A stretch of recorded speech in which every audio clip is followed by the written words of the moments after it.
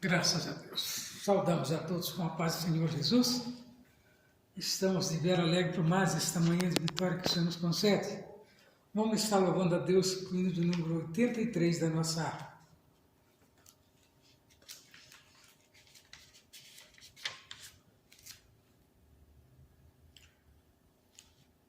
E você, prezado amigo da palavra de Deus, se tem o ar, palavra a Deus conosco. Eu tenho certeza que essa palavra falará ao seu coração. Mas perto de Jesus procuro sempre eu chegar, mais belo que o ouro do céu nada te mirar. Em pensamentos, sonhos, tanta glória nunca vi, pois Ele é mais belo do que eu jamais previ. Não posso explicar qual meigo é Jesus, mas face a face no teu lar eu te verei, Jesus. A estrela resplandente da manhã é minha luz, o lírio dos vales é o bom Senhor Jesus. Suave e doce é o cheiro que só vem de ti, pois Ele é mais belo do que eu jamais previ. Não posso explicar qual meigo é Jesus, mas face a face no teu lar eu te verei, Jesus. Se mágoas vêm me perturbar, o bálsamo Ele tem. Me toma nos seus braços e assim descanso bem. Na cruz levou Jesus o meu pecado sobre si, pois Ele é mais belo do que eu jamais previ. Não posso explicar qual meigo é Jesus, mas face a face no teu lar eu te verei, Jesus. Graças a Deus. Louvamos ainda o hino de número 86 da nossa harpa.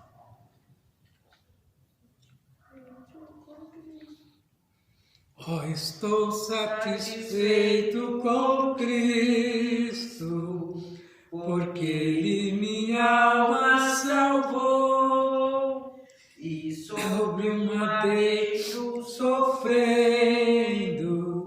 o seu grande amor revelou. Oh, estou satisfeito com Cristo, confesso por meu Salvador, embora de nada ser digno, desfruto do seu grande amor. Oh, estou satisfeito com Cristo, de triste tornei-me feliz, ouvindo seu santo evangelho e crendo no que ele me diz.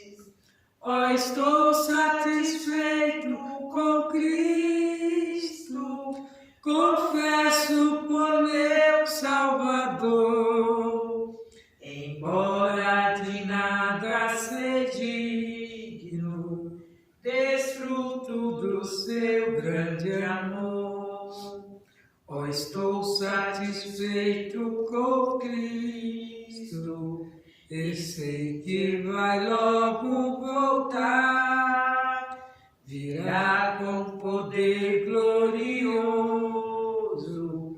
a fim de seu povo levar. Oh, estou satisfeito com Cristo, confesso por meu Salvador, embora de nada ser digno, desfruto do seu grande amor. Graças a Deus. por este momento tão sublime que Ele tem nos concedido. Nesta manhã, estamos reunidos aqui no propósito de falar das coisas de Deus. E você, meu prezado amigo, saiba que você é muito importante. Nós vamos estar falando nesta manhã do patriarca Jó. Vamos estar lendo capítulo 1, alguns versículos da palavra de Deus, mostrando as virtudes ao qual tinha Jó. Diz assim a palavra de Deus. Havia um homem na terra de Uz, cujo nome era Jó, e este era o homem sincero, reto, temente a Deus e desviava-se do mal. E nasceram-lhe 7 filhos e 3 filhas. E era o seu gado 7.000 ovelhas e 3.000 camelos, 500 juntas de bois e 500 jumentas.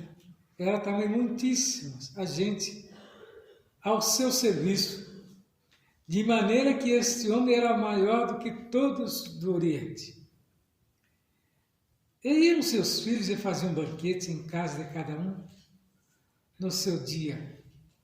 E enviava e convidava as suas 3 irmãs a comer e beber com eles. Sucedia, pois que tendo decorrido turno de dias de seus banquetes, enviava a Jó, e o santificava, e se levantava de madrugada e oferecia holocausto, segundo o número de todos eles.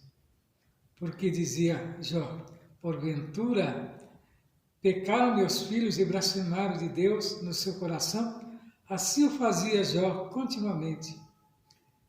E vindo um dia em que os filhos de Deus vieram apresentar-se perante o Senhor, veio também Satanás entre eles. E então o Senhor disse a Satanás, e onde vês? E respondeu-lhe ao Senhor e disse, de rodear a terra e passear por ela. Disse-lhe o Senhor a Satanás, observaste tu, meu servo Jó? Porque ninguém há na terra semelhante a ele, homem sincero, reto, temente a Deus, desviando-se do mal. Então respondeu Satanás ao Senhor, disse, porventura teme Jó a Deus arrebalte? Porventura o cercaste tu de bens, e ele a sua casa e tudo quanto tem? A obra de suas mãos, e abençoaste o seu gado, está aumentando na terra? Mas estende a tua mão e toca-lhe em tudo quanto tens, e verás se não blasfema de ti na tua face. E disse o Senhor a Satanás, eis que tudo quanto tem está na tua mão, somente contra ele não estenda as tuas mãos. E Satanás saiu da presença do Senhor. Sucedeu que um dia em que seus filhos e suas filhas comiam e bebiam vinho na casa de seu irmão primogênito, que veio um mensageiro a Jó e disse, os bois lavravam e as jumentas passiam junto a eles, e eis que deram sobre eles os saldeus, e os tomaram, e aos moços feriram a fio de espada, e eu somente escapei para te trazer as novas. Estando este ainda falando, veio outro e disse, de fogo de Deus, caiu do céu e queimou as ovelhas e os moços, e os consumiu. Só eu escapei para lhe trazer as novas. Estando ainda ele falando, veio outro e disse, ordenando os caldeus, 3 bandos deram sobre os camelos e os tomaram, e aos moços feriram a fio de espada. Só eu escapei para trazer as novas. Estando ainda falando, veio outro e disse-lhe, estando teus filhos e tuas filhas comendo e bebendo vinho em casa do seu irmão primogênito, eis que um grande vento sobreveio da além do deserto e deu-no 4 cantos da terra, da casa, a qual caiu sobre os jovens e morreram. Só eu escapei para te trazer as novas. Então Jó se levantou, rasgou seu manto, raspou a sua cabeça e se lançou em terra e adorou. Disse, nu saí do ventre de minha mãe, e nu tornarei para lá. O Senhor deu, o Senhor o tomou. Bendito seja o nome do Senhor. Em tudo isto, Jó não pecou, nem atribuiu a Deus falta alguma. prezado ouvinte, irmão em Cristo, estão diante de um fato verídico que a Bíblia nos relata, deste homem que era justo, porque Deus deu testemunho dele. E observa que o adversário não quer ver ninguém ser elogiado, principalmente por parte de Deus. Jó, homem justo, na iniciação do relato, aqui o escritor nos traz como Jó vivia e era temente a Deus, prestando holocausto pelos pecados que seus filhos cometiam. Então isso só engrandecia ele diante de Deus, e Deus deu testemunho deles diante do adversário das nossas almas, ao qual pediu que tirasse tudo dele, para ver se ele não blasfemaria contra Deus. Mas nós vemos que Jó, mesmo perdendo tudo, ele rasgou as suas vestes, né? E deu testemunho do próprio Deus. E então Jó se levantou, rasgou seu manto e raspou a sua cabeça, lançou em terra e adorou. Mesmo sabendo das notícias do mal que tinha sucedido, ele sabia que Deus era muito maior do que aquilo que aconteceu com ele foi providência de Deus. E ele disse: nu saí do ventre da minha mãe, e nu tornarei para lá. E o Senhor deu, o Senhor tomou. Bendito seja o nome do Senhor. Nós vemos que em tudo isso ele não pecou, nem atribuiu a Deus falta alguma. Então nós vemos que Jó tinha virtudes, né? E ele era um homem reto e tinha consciência. Nós vemos que no drama de sofrimento, né, de Cristo no Calvário, não existe na literatura universal um episódio tão dramático como a história do sofrimento do patriarca Jó. Então, da vida desse patriarca, podemos extrair importantes lições morais e espirituais. Então, foi separado 5 virtudes de Jó, e nós vamos estar trazendo ao conhecimento dos irmãos e dos ouvintes nesta manhã. Jó era um homem sincero. Jó era um homem sincero, uma pessoa sincera é alguém que se exprime sem artifício, sem intenção de enganar, sem disfarce. Então traz o exemplo aqui de Davi, né, que agia com sinceridade e que reconheceu que Deus se agrada da sinceridade do nosso coração. O próprio Davi falou disso. Deus conhece o coração do homem e se agrada quando nós somos sinceros no nosso procedimento. Em Filipenses 2,15, Paulo afirma que devemos ser irrepreensíveis e sinceros, filhos de Deus, inculpáveis no meio de uma geração corrompida e perversa, entre a qual resplandece como astro, né, no mundo. Em Hebreus 10:22 nós vemos que devemos aproximar-nos de Deus com coração sincero.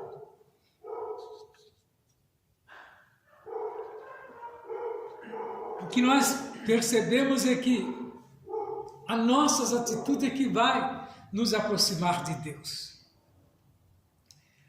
E como nós podemos ser considerados como um homem reto diante de Deus? Jó era um homem reto. Uma pessoa reta é alguém que age com integridade e imparcialidade.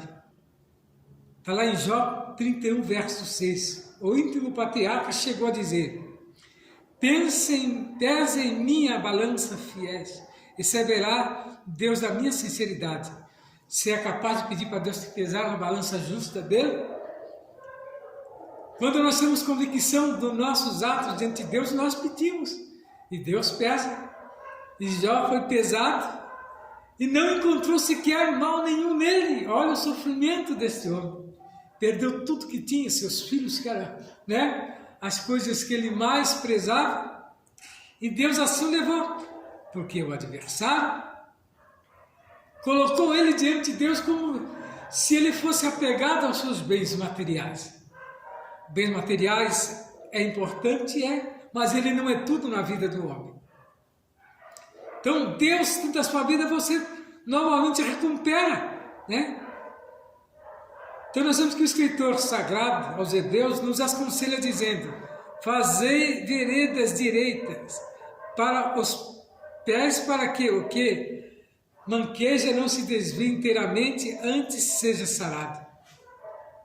Paulo nos afirma que devemos revestir-nos do novo homem, que segundo Deus é criado em verdadeira justiça e santidade. Quando se converte, o homem entra por este rol que Paulo fala, da santidade, né? De se conservar fiel diante de Deus. É o que faz o homem, né? Chegar diante de Deus e alcançar vitória. Além de Jó ser um homem sincero, um homem reto, ele tinha também outro atributo que era ser temente a Deus. Jó era um homem temente a Deus. Quem teme a Deus é uma pessoa que reverencia a Deus e reconhece em todos os seus caminhos. Jó colocava Deus em primeiro lugar na sua vida. Você tem feito isso? Nós não queremos aqui que ninguém imite a Jó, mas simplesmente pega como exemplo, né, algum, né, das suas virtudes, que diz que nós não estamos neste mundo, né, para viver, né, segundo o mundo, mas estamos aqui sendo aperfeiçoados por Deus. Tu pensa que o adversário não chega diante de Deus e nos aponta, não? Veja bem que nós, para recebermos alguma bênção, o sofrimento vem primeiro. É o teste que às vezes Deus faz conosco. E Jó foi colocado, né, nessa prova. Eu creio que se foi semanas ou meses, para ele foi uma eternidade, né, o sofrimento de Jó. Mesmo depois de perder tudo isso, ainda o adversário continuou ainda tentando a Deus. Na segunda etapa, que eu não vou falar, né, da segunda etapa do sofrimento de Jó, mas em outra ocasião estaremos falando a respeito de onde que o adversário jogou. Então ele fica tentando a Deus, principalmente quando Deus dá testemunho do homem, para ver, né, se desacredita a pessoa de Deus. Mas Deus conhece o nosso íntimo, conhece o nosso coração, né, e jamais Ele vai, né, permitir que nós venhamos, né, a perder aquilo que Ele tem nos dado. Então, Jó era temente, lá no Salmo 128, verso 1, o salmista escreve: bem-aventurado é aquele que teme ao Senhor e anda nos seus caminhos. E Hebreus também escreve: é dito que devemos servir a Deus de modo agradável, com referência a santo temor. Esse é o momento ao qual Deus requer do homem isso. Deus sabe a nossa fragilidade. E a Bíblia diz que Ele não nos dará uma prova da qual nós não vamos suportar. Só você imagina, né? Jó, quanto que não era, né, forte espiritualmente. Mesmo aquele homem, aquele poderio todo, ele nunca, né, colocou a sua fé nas coisas que ele tinha. E também Deus falou para o adversário que Jó era um homem que se desviava do mal. Jó era um homem que se desviava do mal, e quem se desvia do mal é uma pessoa que evita e foge de toda aparência do mal. O próprio patriarca disse que a verdadeira sabedoria é apartar-se do mal. Em Amós 5,14, o profeta Amós nos aconselha: buscai o bem e não o mal, para que vivais, e assim o Senhor Deus dos exércitos estará convosco todos os dias. E Paulo nos chama a atenção a respeito, dizendo: abstente-vos de toda a aparência do mal. Ver-se com quem anda, né? Há um ditado que diz, né? Mostra-me com quem anda, diga quem tu és, né? Mostra-me com quem andas, eu direi quem tu és. É a mesma maneira que Deus quer de você. Não adianta lá no seu trabalho, lá na sua escola, lá na sua vizinhança, você está às vezes assentado na mesa de escarnecedores. Eu não digo que você deve cumprimentar os seus vizinhos, né? E às vezes fazer uma visita, mas que não seja aquele tipo de visita onde vai ser para escandalizar, porque a vigilância está aí, né, para que Deus possa te aprovar. Então, Jó também era um homem paciente. Jó era um homem paciente e ele ficou conhecido na história universal como o próprio, emblema da paciência. Uma pessoa paciente é alguém que suporta as provações com resignação e espera com tranquilidade a solução dos seus problemas. Em Romanos 5, do 3 ao 4, Paulo afirma que a tribulação produz paciência e a paciência a experiência e a experiência a esperança. Você está em qual? Você está com paciência? Você tem esperado em Deus para ter esperança? Então, nesta manhã, eu convido a você a estar firmado no Salmo 40, como fez Davi. Esperei com paciência no Senhor, Ele se inclinou para mim e ouviu o meu clamor.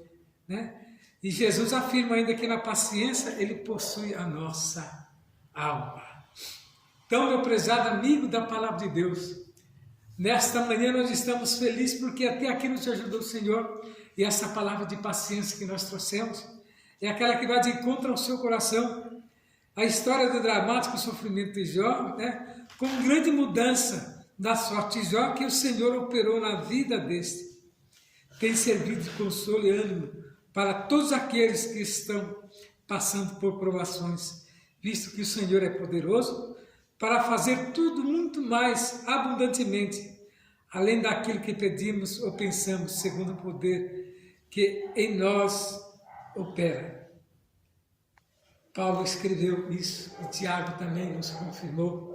Então, nesta manhã, cessando esta palavra, eu só quero dizer alguma coisa. Se você tem estado longe da presença de Deus, é momento de retornar aos caminhos e entender o sofrimento de Jó não foi em vão e que o Senhor Jesus possa abençoar grandemente a sua vida no nome de Jesus. A missionária estará trazendo mais uma porção da palavra. Fique na paz.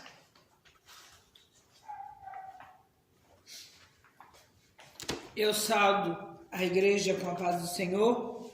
Para nós é um motivo de bastante alegria de estarmos esta manhã. Manhã esta que já sentimos a presença do Senhor em nossas vidas quando clamamos, E Ele se faz presente, manifestando a sua imensa graça e amor para com nossas vidas. Eu gostaria de trazer uma palavra hoje que fala sobre os 4 maiores princípios da Bíblia. A palavra de Deus fala do temor do Senhor como um princípio de sabedoria. O princípio fala do começo, da origem de alguma coisa além do princípio da sabedoria. A Bíblia fala sobre outros importantes princípios. O princípio da criação. Foi o próprio Deus quem originou o universo. O universo não surgiu de uma obra do acaso, como muitos dizem por aí. Como tenta explicar a ciência moderna através das teorias. Todas essas teorias não são verdadeiras.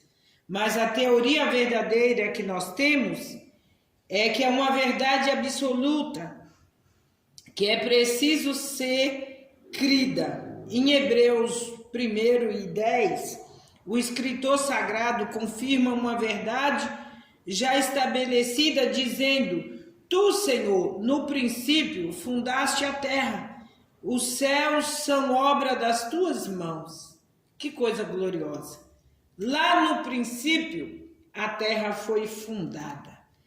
Em Isaías 41:4, Deus faz uma pergunta acerca deste princípio e Ele mesmo traz a resposta dizendo: Quem operou e quem fez isto? Chamam as gerações desde o princípio? Eu, o Senhor, o primeiro, e com os últimos eu mesmo. Então ele pergunta e ele responde. E quem pode dizer que isso não é verdade? Porque a palavra é a verdade, O princípio da sabedoria. A sabedoria teve o seu princípio e a sua origem na eternidade. Provérbios 8, 22 e 30 diz isso. Em Salmo 111 e o verso 10, o salmista confirma uma verdade já repetida em outras partes das Escrituras, dizendo: o temor do Senhor é o princípio da sabedoria. Bom entendimento tem os que lhe obedecem. O seu louvor permanece para sempre. Este princípio da sabedoria, a qual a Bíblia fala aqui, e os outros textos paralelos, nós vemos que é o princípio da sabedoria na vida do homem. Em Jeremias 10 e 12, o profeta Jeremias escreve: ele fez a terra pelo seu poder e estabeleceu o mundo por sua sabedoria, e com a sua inteligência estendeu os céus. Que coisa gloriosa! A gente vê o quanto este mundo é estendido. Você viaja, você nunca chega ao fim, né? Por quê? Porque ele o criou. Ele é grande, ele é poderoso e ele tem o poder nas suas mãos de criar. E nós vemos que ele fez a terra pelo seu poder e ele estabeleceu o mundo por sua sabedoria e com a sua inteligência estendeu os céus. Que coisa gloriosa! Este é um princípio que nós tememos, que tudo vem dele, é a partir dele. E feliz é o homem que tem ele como princípio de sabedoria na sua vida, porque em tudo vai ser um vencedor quem crê desta maneira. O princípio do Evangelho. Em Marcos 1, a Bíblia fala do princípio do Evangelho de Jesus, Filho de Deus. Evangelho significa boas novas. É Cristo o próprio princípio e a origem do Evangelho, pois a sua vinda a este mundo para salvar o homem foi a melhor notícia que a humanidade já recebeu. Não tem advento maior do que o advento das boas novas de salvação na vida do homem. O homem pode ter tudo, ele vai ser um homem completo, mas a partir do momento que as boas novas de salvação cheguem na vida deste homem, cheguem na vida desta mulher, a sua vida toma novos rumos. Ele terá uma vida com um princípio de sabedoria, de entendimento, de compreensão do seu lugar, do seu papel, da sua vida terrena. É lindo quando nós observamos os princípios bíblicos que nos ensina que nós devemos temer a um Deus que tem o poder de matar e colocar a alma aonde ele quiser colocar. O homem aqui tem o poder de matar, mas ele só mata. Ele não dá desígnio para onde a alma do ser humano vai. Mas Deus não. Ele tem um desígnio para onde nós vamos. E depende da nossa conduta, depende dos nossos princípios diante da sua palavra. O princípio do verbo. Em João 1:1, o apóstolo João escreve: no princípio era o verbo, e o verbo estava com Deus, e o verbo era Deus. E o verbo a que o apóstolo João se refere aqui é Cristo. Cristo é o próprio verbo que deu origem a todas as coisas, a todos os princípios. Em Colossenses 1:17, Paulo escreve: e ele é antes de todas as coisas, e todas as coisas subsistem por ele. E em Apocalipse 19:13, a Bíblia afirma que ele se chama a palavra de Deus, né? Então são vários princípios aqui e tudo é explicado que dependemos dele para sobrevivermos.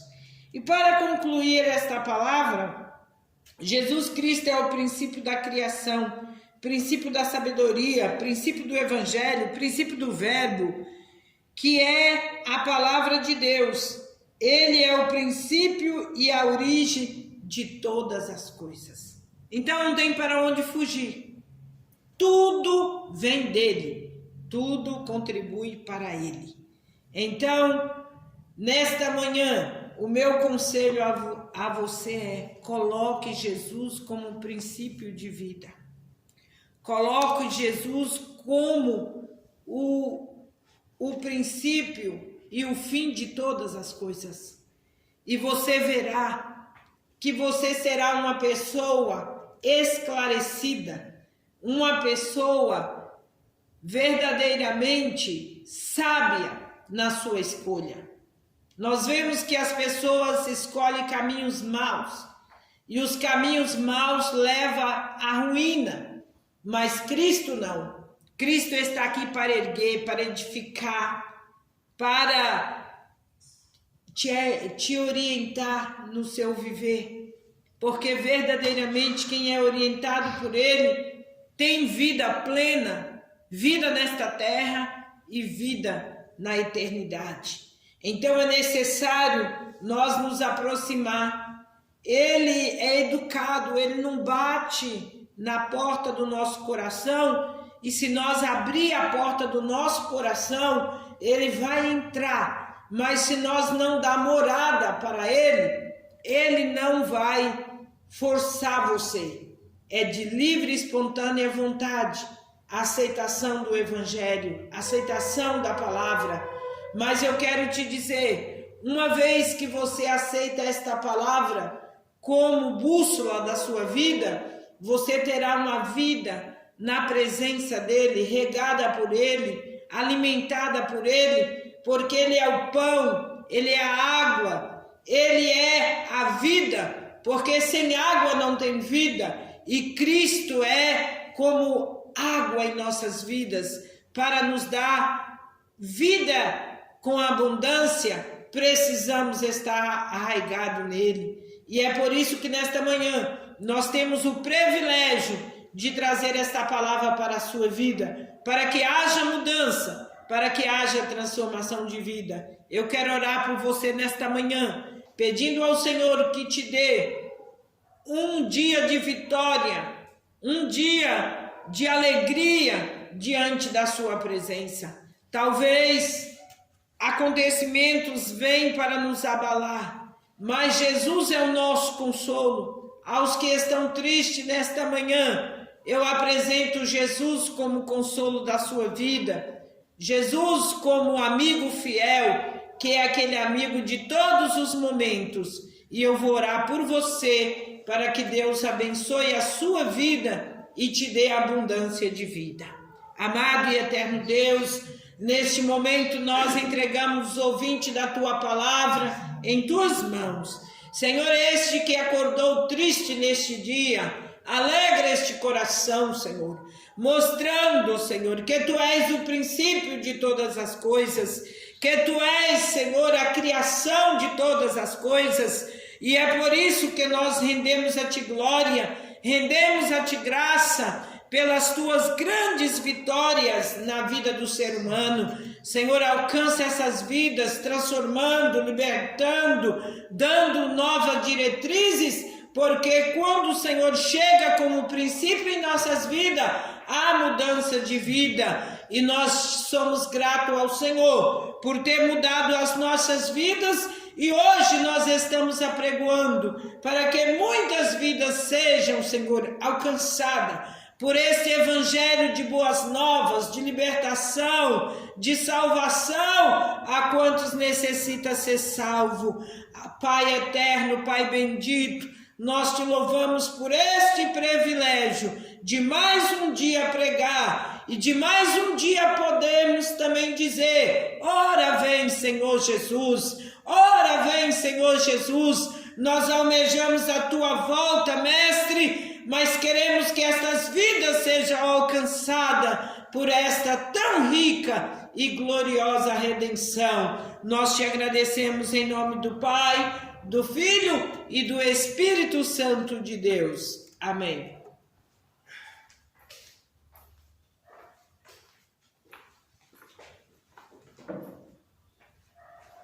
Graças a Deus que até aqui nos ajudou o Senhor. Vou estar dizendo os dias de culto aqui da nossa igreja e o endereço. Nós temos toda segunda cultos, às quartas-feiras também e sexta-feiras ensino da palavra. E ao sábado, das 9 às 11, uma grande consagração onde você é o nosso convidado especial. O endereço da nossa igreja é Rua José Alexandre Machado, 158. É o lugar onde que o Senhor quer abençoar a tua vida. E que nesta manhã nós desejamos que o Senhor faça morada no seu coração e desejando que tenha um bom dia na presença do Senhor. Que o grande amor de Deus, a comunhão, a consolação do Espírito Santo esteja com toda a igreja e nós dizemos. Amém. Se Deus é por nós, Quem será contra nós? Está terminado o nome de Jesus, que o Senhor possa abençoar grandemente a sua vida.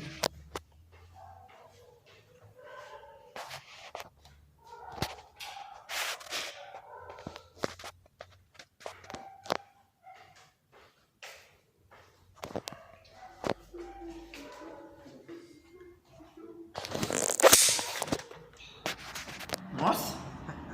Não está fechando. Agora que foi fechar.